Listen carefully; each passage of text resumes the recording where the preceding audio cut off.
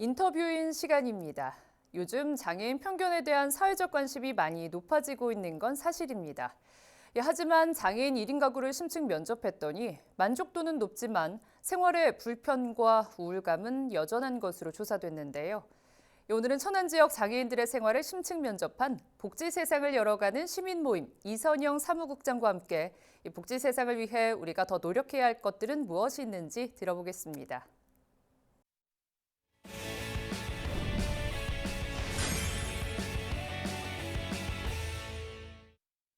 이선영 사무국장님 안녕하십니까? 안녕하세요. 네, 반갑습니다. 현재 복지 세상을 열어가는 시민 모임에서 사무국장으로 활동하고 계시잖아요. 네, 맞습니다. 어떤 활동을 하는 곳인지 소개 한번 해주시죠. 네, 저희 복지세상을 열어가는 시민 모임은 이름도 참 길죠. 네, 모든 시민들이 그 인간다운 삶을 누리고자 평등하고 정의로운 복지 공동체를 시민 스스로의 힘으로 만들고자 98년 네. 6월에 창립한 올해로 26년 된 단체입니다. 네, 네, 저희 단체는 정부 보조금을 받지 않고 회원들이 내주시는 후원금으로 순수하게 운영이 되고 있고요.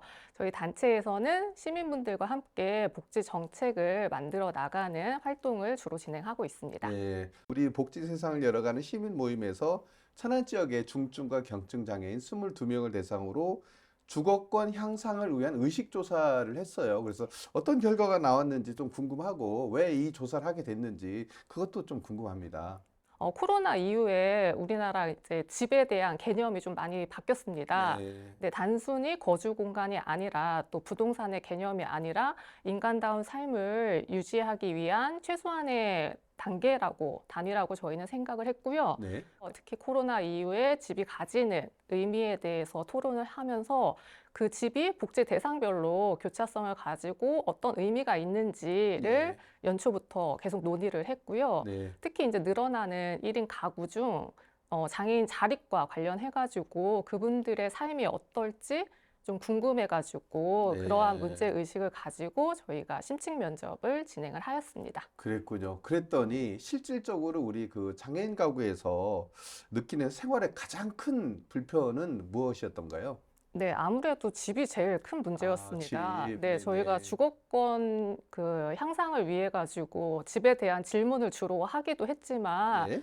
그 대부분 그러니까 네. 22분의 평균 지배 면적이 한 13평 정도 그렇군요. 되었고요. 네. 그 인터뷰를 하셨던 20대 내병변 장애인께서는 그 전동 휠체어를 이용을 하시는데 공공임대주택 내에서 그 전동 휠체어를 이동하기가 참 불편하다라는 네. 말씀을 해주셨고요. 네. 그 입구조차 그 현관이죠. 현관문이 전동 휠체어가 드나들기 비좁은 상황이었고 또 이제 좁은 면적 그리고 이주하기 전에 그 집을 수리해야 되는 부분에 네. 대해서도 말씀을 해주셨습니다. 네.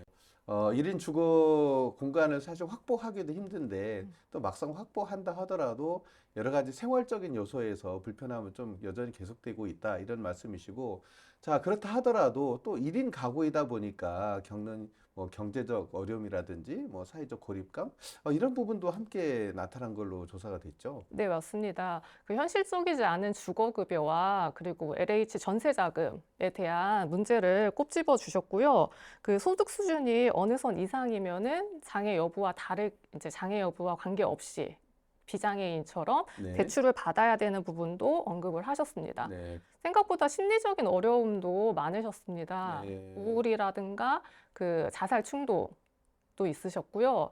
특히나 이제 활동지원사라든가 요양보호사가 없는 밤 시간에 외로움을 좀 호소하시는 부분이 있으셨는데요. 네. 그 밤에 너무 외로워가지고 불을 켜놓고 자거나 네. 아니면 사람 소리가 들리도록 TV를 켜놓고 주무신다는 분도 계셨습니다. 네. 사실 지자체나 우리 복지 세상 열어가는 시민 모임에서도 마찬가지고 이분들을 위한 뭐 다양한 정책을 펼치고 있지만 그렇다 하더라도 장애인 스스로도 좀 이렇게 노력을 해야 될 부분이라든지 이런 게 또 있을 것 같아요. 어떤 부분을 더 노력을 좀 해야 될까요? 장애인 스스로의 노력 부분은 조금 조심스러운 부분입니다.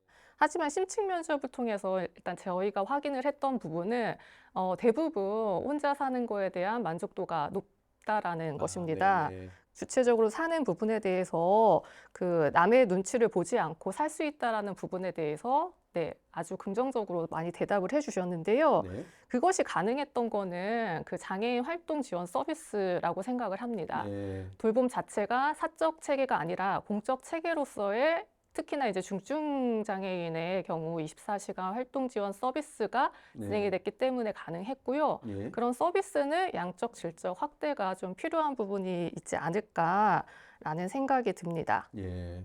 자, 우리 끝으로 우리 장애인 가구나 뭐 천안시 또는 시민분들께 당부하고 싶은 말씀 있으실 것 같아요. 네, 저희 인터뷰 하셨던 분 중에 그 40대 뇌병변 장애인이신데 밤에 근무하셨던 분이 이제 그만두시면서 밤사이에 예. 혼자 계신 상황에서 그 아침에 이제 아, 네, 돌아가셨다라는 안타까운 일이 최근에 있었군요. 안타까운 네네. 소식이 있었는데요. 인터뷰했던 22명 중에 14명이 후천적으로 장애를 가지신 분들이십니다. 네. 네, 장애인 1인 가구라는 주제가 지금 당장은 내일이 아닐지언정 누군가의 부모, 그리고 누군가의 자녀, 그리고 우리의 가까운 이웃일 수 있습니다. 그렇기 때문에 곁을 내어주는 연대의 마음으로 관심 가져주시면 좋을 것 같습니다. 네. 지금 말씀대로 사실 장애라는 것이 남의 일이 아니고 우리 모두의 일일 수도 있고 그분들과 함께하는 그런 마음 자세가 있을 때 온 세상이 더 행복해지지 않을까 싶습니다. 오늘 국장님 이렇게 나오셔서 고맙습니다.